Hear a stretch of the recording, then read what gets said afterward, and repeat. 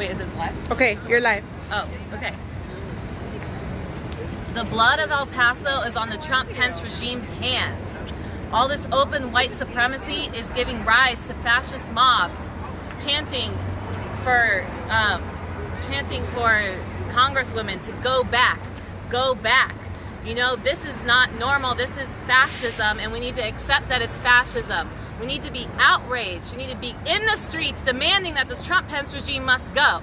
That is what I did in 2017 when I got on the freeway, to sound the alarm of fascism, to stop this regime before it was able to consolidate and perpetrate all these horrors in society.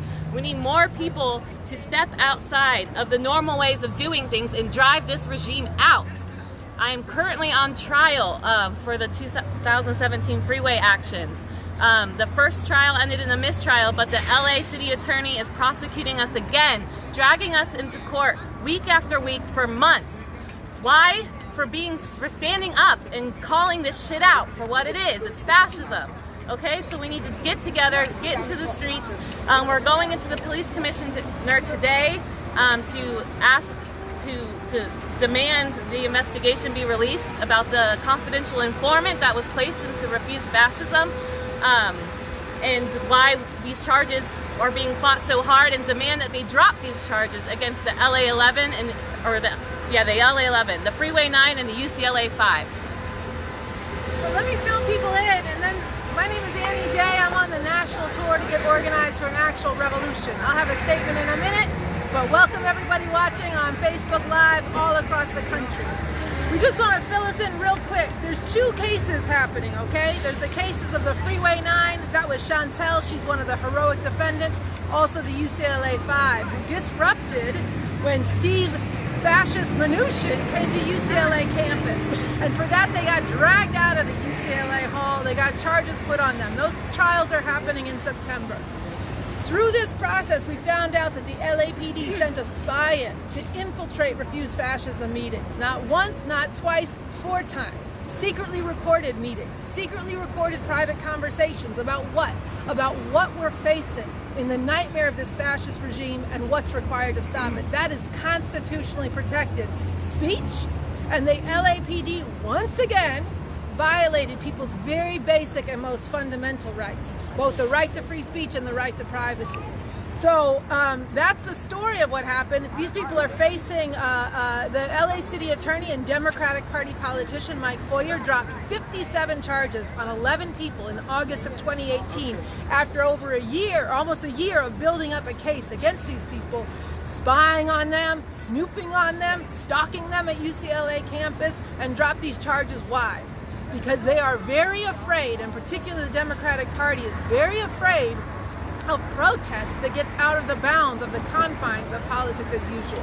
So that's the story. They're facing up to 3 years in jail, thousands of dollars in fines. I'm going to say something. We're just going to go a few more minutes before we go into this LA Police Commission meeting, but I wanted to give you the facts, and I want to bring up Isabel Cardenas to our national audience. She's a co-initiator of Refuse Fascism.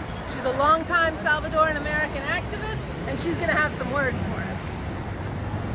Yes, we are here to demand a report from Chief of Police Michael Moore regarding the spying on our organization. This is being done to us only because from the beginning we saw the horror that was coming during the Trump-Pence regime, and I am here to ask people to follow the example of Puerto Rico. We must have people on the streets by the thousands so that they can become millions, demanding that the Trump-Pence regime go. They must leave and end this nightmare. They have been focusing on what we are doing only because we have been demanding that they leave the White House. Look at what happened in El Paso. And Trump has his nerve to get on television and say that there's no room for hate and no room for white supremacy in this country when he's leading it. He is encouraging it. Look what happened in Florida. Look what happened in Dayton, Ohio, and especially in El Paso, where the man who shot out those 22 people actually said that it was immigrants that he was after. He was after the Latinos who have actually given a lot to this country. So that's what we are here for. We demand that the police give us a report about the slander that they have come up with an organization. They want to make us an example so that other organizations may be intimidated, just like he has intimidated families, immigrant families, separated their children from their parents, and this is what they want now. And they're following the orders of Trump. This is what's really being done out there. All of those killers, all of those white supremacists who are doing the killing of people are following Trump's orders. During his campaign, he said, take them out on stretchers. Well, they're doing just that. And that, all the blood that is being spilled is on their hands. Right. This regime must go. So we're going to hear a few words from Hamid Khan from Stop LAPD Spying to our national Facebook Live audience. Hi, my name is Hamid Khan with the Stop LAPD Spying Coalition, and I also want to raise the awareness that what is happening today and what has been going on since 2017 is nothing new. It's not a moment in time, it's a continuation of history. LAPD has a long history of red squads. LAPD has a morbid history of the Public Disorder Intelligence Division, where they have violently disrupted and subverted efforts for communities to come together to fight back against a genocidal regime, against enslavement, against genocide of Native people and white supremacy that we continue to see. This is a structure of LAPD surveillance, which is a massive structure and architecture which contains both human-based intelligence gathering, and the one that was infiltrated for Refuse Fascism was this ATIS IGG, which is the Anti-Terrorism Intelligence Section Intelligence Gathering Guidelines. So we demand that the LAPD immediately drop all charges against the defendants. We demand, and they're not even defendants. They're the ones who are bringing the voice out there onto the streets. They're the ones who are leading the charge and raising this awareness in the communities as well, that these regimes, these fascist regimes, these white supremacist regimes, need to go. So today, the Stop LAPD Spying Coalition also filed a whole series of public records, and extensive public records on this program, to find out who else have they infiltrated, where are they getting the money from, what is the total staffing of this organization, what other organizations have they infiltrated, what individuals are they tracking and tracing as well. So we wanted to get this message out, and we demand that they immediately drop these charges. Thank you. Thank you. So I want to say a couple things. I said my name is Annie Day. I'm with a national tour to organize forces for an actual revolution. And I want to make 4 points, and that illuminates the first point I want to make, what Hamid Khan just said. Look, what we're seeing here is the true repressive nature of this system and their armed forces of repression and suppression. They're police forces that run roughshod through the neighborhoods, just like their armies run roughshod all over the world, okay? Doing what? Enforcing a nightmare system of capitalism, imperialism, and exploitation, a true nightmare for humanity, okay? And this is what they have done historically to movements of resistance, and this is what they are doing, in particular to Refuse Fascism and the Revolution Club. The second point I want to make is this. These defendants are heroes.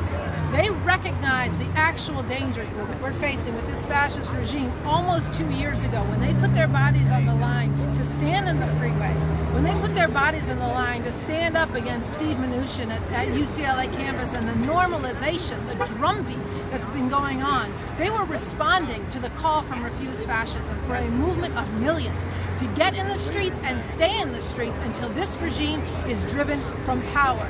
They were right then, and they're right now. How much more do people need to see? 2 years ago, Trump was threatening fire and fury against North Korea. 2 years ago, they were rolling ahead with the Muslim ban. 2 years ago, They were threatening mass deportations, and what have we seen since then? Blood is running through the streets. They are unleashing their white supremacists to kill Latino, blacks, and Jews, Muslims in the streets of this country, and they are killing immigrants and immigrant babies and people in their concentration camps. Concentration camps at the border. How much more do you need to see? And how much better would it have been if people acted then? And how much do they need to act now, breaking out of the confines of these normal politics as usual? Investigations will not stop this, elections will not stop this, and the Democrats have told you again and again, they will not stop this. Our national tour has a slogan. The Republicans are fascists, and the Democrats are are also a machine of massive war crimes and crimes against humanity. Do you think you're going to rely on blood-soaked war criminal Democrats to stop a fascist regime? They will not, they have not, they cannot. This is on us and only us. And what you saw with these heroic defendants is people who put themselves on the line, who weren't worried about saving their own skin, but they recognized the importance of proceeding from the interests of the people of the world. If everybody goes around worrying about themselves and their personal safety, this nightmare will roll on immeasurably worse. What people need to do is stop thinking about themselves. They need to stop thinking like Americans. They need to get in the streets and put something on the line here. Okay, look, there's no painless progress, people. This is not just going to get better if you stay at home posting your outrage on Facebook. And by the way, your ability to do that actually lives off the people of the world anyway. Your level of comfort, your existence, especially in the biggest imperialist beast in the world. So what is required is for people to unite very broadly and to act together with the people of the world in our hearts and our minds and the future at stake. And I'm going to end with this. If you want to unite broadly with Refuse Fascism, but you don't want to go back to the nightmare of what's been, then get organized with the movement for an actual revolution. If you don't want to go back to what's been of the white supremacy, yes, open white supremacy under Donald Trump, but also the white supremacy that existed in a different form under Barack Obama, the mass deporter-in-chief. If you don't want to go back to what was, yes, coming together to stop the unique dangers we face with a fascist America, but going ahead to getting rid of this system that gave rise to fascism in the first place. If you want to actually get rid of the danger of fascism cropping up here and all over the world, then get organized with the movement for an actual revolution that's spreading the word that we actually have a strategy for not just how to fight today, but how to fight to win for a whole better world. Then get organized with this revolution, get organized with this national tour, and come together with us to solve the problems we face in making a revolution, to bring about a future where humanity actually has a fighting chance, and where the danger of a dark ages troglodyte like Donald Trump or Mike Pence getting their hands on the levers of power is no more. Then join with us, okay? So that's what we want to say. If you want to unite very broadly with Refuse Fascism, with people from all different perspectives, you do have to ask people, what more do you need to see before you get off your asses and get into the streets to act with people from all different perspectives? Join Refuse Fascism, sign the petition to demand these charges be dropped, demand the LAPD stop their political harassment of Refuse Fascism and the Revolution Club, and contribute to fighting these legal cases. We have pretrial hearings the defendants have pretrial hearings on Thursday and Friday morning, and then we go into cases in September. So stay tuned, get involved now, and spread the word.